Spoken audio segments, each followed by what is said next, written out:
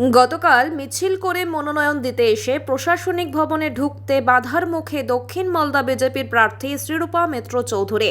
Police কর্মীদের সঙ্গে কার্যত বচসায় জড়ালেন প্রার্থী।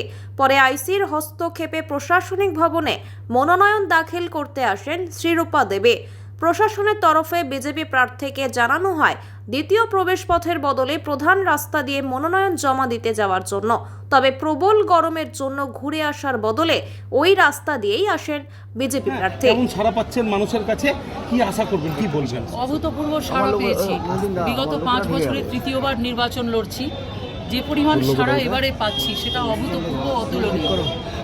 গত বছর আপনি সামান্য কিছু ভোটে হেরে গিয়েছিলেন, এবছর কতটা আশা করছেন যে মেকআপ করে নিতে পারবেন সম্পূর্ণটা? দেখুন, এটা মানুষ বলছে, এটা আমাদের বলার বিষয় নেই। প্রত্যেকটি ভোটার তারা এত বেশি উৎসাহিত, তারা নিজেরাই বলছেন ভোট কিভাবে সঞ্চালন করবেন, ভোট কিভাবে করাতে হবে, তারা নিজেরা কি করবেন, তারা তাদের রোল অ্যান্ড রেসপন্সিবিলিটি বারবার বলছেন।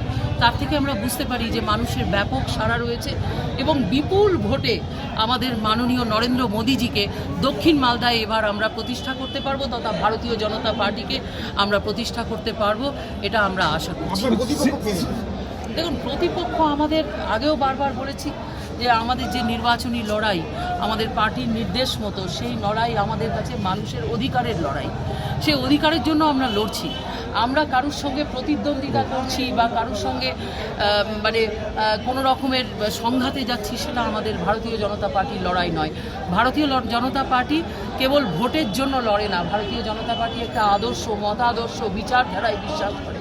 সেই বিচারধারাকে প্রতিষ্ঠা করার যে লড়াই আমরা করছি, আমার মনে হচ্ছে দক্ষিণ মালদা এবার ব্যাপক সাড়া দিয়েছে এবং আমরা আশাবাদী যে এবারে পদ্মফুল এখানে ফুটবে। আপনার কি সমস্যা হয়েছিল? আমরা এই গেটটা আমাদের পক্ষে সহজ গেট এবং প্রচণ্ড তাপদাহ চলছে। আমাদের যারা কর্মী সমর্থক তারা দাঁড়িয়ে রয়েছেন গরমে, তাই আমরা শর্ট রুট দিয়ে এসেছি।